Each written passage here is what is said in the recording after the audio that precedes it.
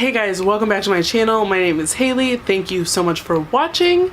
Today we're going to do my October wrap-up. So this is going to be a short one, which is uncharacteristic for this channel. Y'all know I like to talk.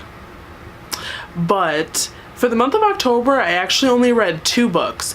So I'm a little in denial. I think I've been in a reading slump. It doesn't really feel like I've been in a reading slump. It mostly just feels like I have so many things that I want to read and I just haven't been reading them. Like, I have so many things I want to read and I've been overwhelmed by it, so I just haven't been reading that much.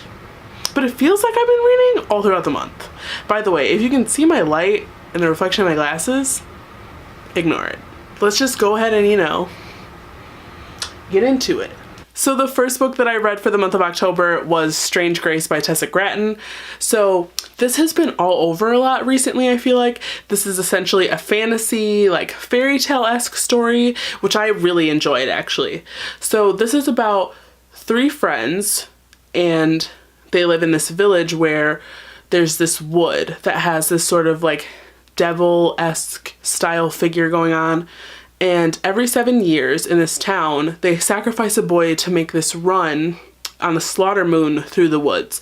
And so most of the time, this devil figure eats and kills the boy, but some of the time the boy escapes and he makes it out of the forest. So our story picks up when the slaughter moon comes early. Like I said, it's supposed to be every 7 years, but this time it comes early.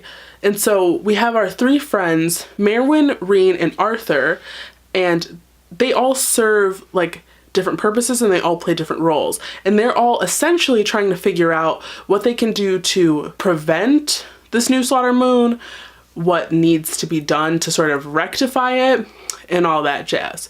So Arthur, Reen, and Merwin all have a polyamorous relationship, which I really enjoyed.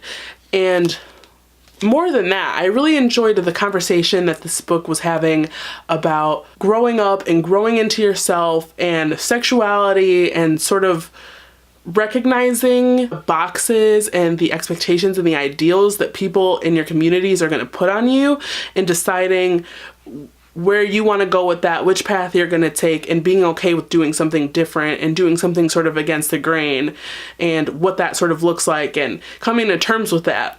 And I really wasn't expecting a conversation from a book like this, like a conversation like that from a book like this. I just thought this was going to be like a fun, atmospheric, scary read, and it was that. But it was also a lot more than that, which I really enjoyed and was a really big surprise for me. So I ended up giving this a 4.5 out of 5 stars. I would highly recommend it. It is perfect for this time of the year, for real. The writing and the atmosphere was just incredible. Like, I don't really like historical fiction, but I know she has a book called The Queens of Innis Lear, and her writing is just so pretty that I feel like I have to pick it up soon, so keep your eyes peeled for that. But outside of everything I did like in the 4.5 star rating I gave it, the only reason why I didn't bump it up to that full 5 stars was I just felt like it sort of like dragged a little at some parts. Like I sort of was like, okay, like let's get on, like where's the action? Like what are we doing from here? You know what I mean? But if any of you guys have seen The Witch or Apostle, those movies really reminded me of that. Like I really felt like especially The Witch, like for some reason I just felt those like vibes, like so uncomfortable and like what is going on, like especially when they were in the forest, like I was just like on the edge of my seat, like, oh my god, what's happening? Are they gonna be okay? Like, yeah, so it was really good. I really liked it. So the second book I picked up for the month of October is Into the Drowning Deep by Mira, also known as Shawnee McGuire. So this is an adult horror novel about scientists who go out to the Mariana Trench to look for mermaids. So if you've heard about this book, then you know that the mermaids in this story are not like nice, the Little Mermaid-esque creatures. These are realistic like sea predators, and true to form, they basically see the humans as an all-you-can-eat buffet. So throughout this book we follow a ton of different perspectives, but our primary one is Tori. She's a scientist. She mainly works with sound, and she studies stuff like whales and the way that they communicate and stuff like that. and she had a sister that went on the first go round with the same company looking for mermaids, and her sister actually passed. That's not a spoiler, that happens like first page. So she goes out for the second go round to sort of avenge her sister, see if there's really mermaids out there, and see what they're all about if they are out there. So we have a lot of, like, this is a very like realistic look at mermaids and at sort of life in general and the way people would respond to something like that. So we have a bisexual woman and a lesbian woman getting together, which I thought was really realistic and nice.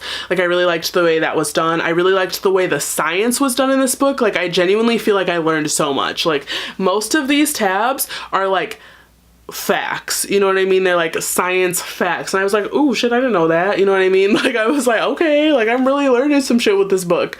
Again, with this book, I felt like when I got halfway to like the 75% mark, more like the 85% mark, it just dragged for some reason for me. Like, I was just like, okay, so we know that the mermaids are gonna exist because that's like the entire point of the book. So like, now what? You know what I mean? Like, I was just sort of like, and if you've read this book, I'm not going to give anything away, but I just want to say that the ending, like the very last page, they sort of like bring this new element of the mermaids into the story, and they sort of have like a king mermaid sort of kind of thing. And I just wish that we could have had more with like that. Like, I just wish we could have done like, okay, so we know the mermaids are going to be there because that's like the premise of the book. So we found them. Okay, so less planning, less walking around waiting for them to attack. Let's have them attack, and now let's explore this like king mermaid thing. You know what I mean? Like, I don't know.